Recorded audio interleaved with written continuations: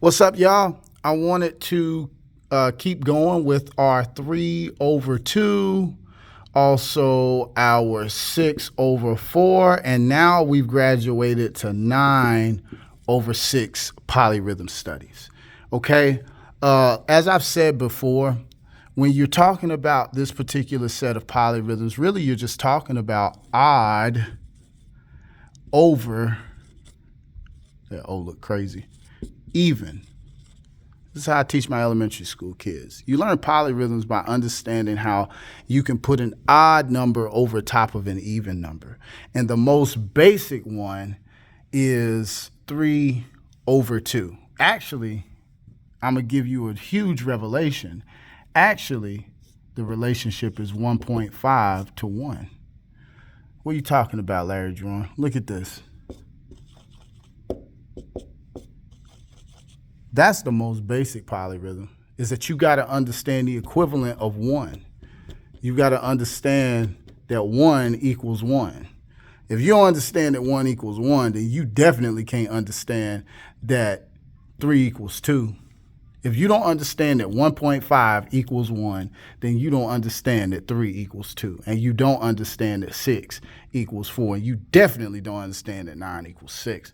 What are you talking about? These numbers equaling each other. What I mean is that in the span of the same distance, both of these units can occupy the exact same space. So let's go to 3 over 2, because that one is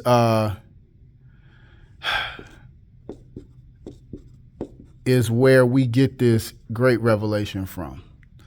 All right, so I established you with getting you to see that 1.5 is equal to 1, and really this 1.5 in a ternary context, this is 1. You see that? So let's look at that, because the most common way that we see that unfold is 6/8 is equal to 2/4. What do you mean? You have 6/8 over here, 6/8, but we're going to phrase 6/8 like 2 dotted quarter notes instead of the 2 groups of triplets. This is 6/8 if we were to reveal its subdivisions. But if we take those and there's a reason why I'm putting the subdivisions on top. So for all you people that think you know what's going on, be quiet. All right. If we reveal the subdivisions, we have 6 8-note triplets, right? Okay. And I said that it's equal to 2/4. This is how it's equal to 2/4, because you got 1, 2. If I take away these subdivisions and I just play the quarter note pulse, you can't tell the difference between this 1 and 2 and this 1 and 2, especially if I play them at the exact same tempo. Do you see that? And this is an ancient concept, man. This is the revelation that has been given to African peoples, right? This is why our grooves groove the way that they do. Now, here's what happens. Whenever we take these subdivisions and we recombine them in order to create the higher multiple level, and I'm going to come back to that term in a second, we create some quarter note triplets. Well, if you take those quarter note triplets and put that over top of these dotted quarter notes, even if you just do it in the ternary context, you have 3 over 2. But then whenever you modulate fully and you treat this 1 and this 2 like 2, and then you get into this thing where you're now dividing this into its 2 equal parts, you not only get the 3 over 2 polyrhythm, but you now get the 6 over 4 polyrhythm. It's all built in. It already exists there. Now, let me give you some very important terminology for you to understand. And I wrote this way for a reason, but let me give you some terminology, then we're going to come back to it. You need to understand the multiple level, now I am writing in order. The multiple level.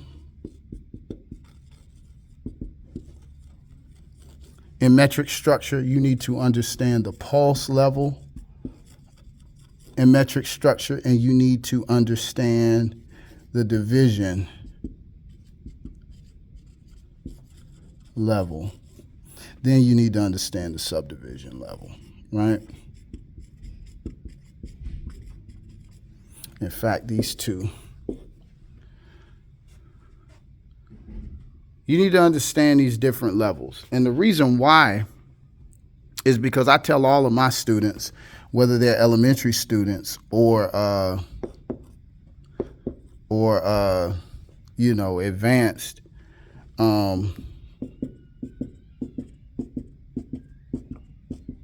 I tell all of them, I say, listen, man, don't even talk to me about trying to metrically modulate if you can't modulate between the pulse level and the multiple level and the pulse level and the division level evenly. A lot of the reason why y'all can't play these polyrhythms, and whenever you try to metrically modulate, and that term is so lame. That's a relatively new term, metric modulation. That came out in the 1930s. Africans didn't call this metric modulation. They just recognized that the way that God has established numbers, all numbers are related. It's just that simple. This is what Black Americans understand. And this is why we're able to do it with a simplicity. And we don't need all that extra stuff that people be trying to add on, because it's very simple. God made numbers, bro. And numbers already have a very specific nature. And if you just agree with what God's already created, you can tap into, you don't have to try to create something new. You can just tap into his creation. So at any rate, what was I talking about before I went into that? Yeah, the reason why y'all's pocket is booty is because you aren't focusing on the most important part first. I tell all of my drummers, I say, listen, man, the first thing I need you to do is play me a steady pulse. Then once you play me a steady pulse, I need you to be able to, and this comes from Max Roach. I'm a North Carolinian, and Max Roach is a master drummer from my home state. One of the things he said concerning playing really fast bebop is, he says, in order to play really fast, you have to think slow. That's called the term that the nerds came up with to try to articulate that idea is hypermeter. But all it means is that if I'm thinking a really fast subdivision, in order to keep it glued together to where it doesn't run into chaos, I may be playing that, but I'm thinking this. In fact, ideally, it would work better if I'm thinking that. If I'm thinking the whole note pulse, I can pick and choose whatever out of this 8-note pulse that I want to play. And I'm never going to get lost because I'm not relating it to itself. I'm relating it to a larger time cycle. And see, that's the difference between that the West African and subsequently the Black American way of dealing with rhythm, and then the Western European, is that we recognize that these rhythms are cyclical and that they're all related to one another.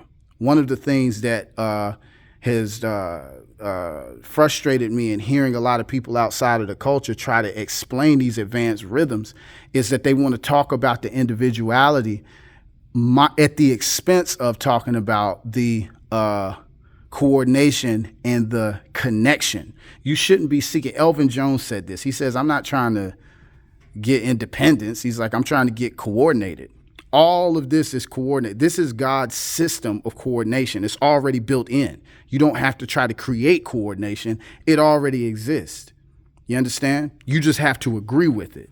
And if you sign up for my Patreon, or when you sign up for my Patreon lessons, I'm able to tell you now how you can take these concepts and now put them in your hands and in your feet and be able to play all types of complicated rhythms with ease. All right? So y'all have a great day. I'll talk to y'all soon. Peace.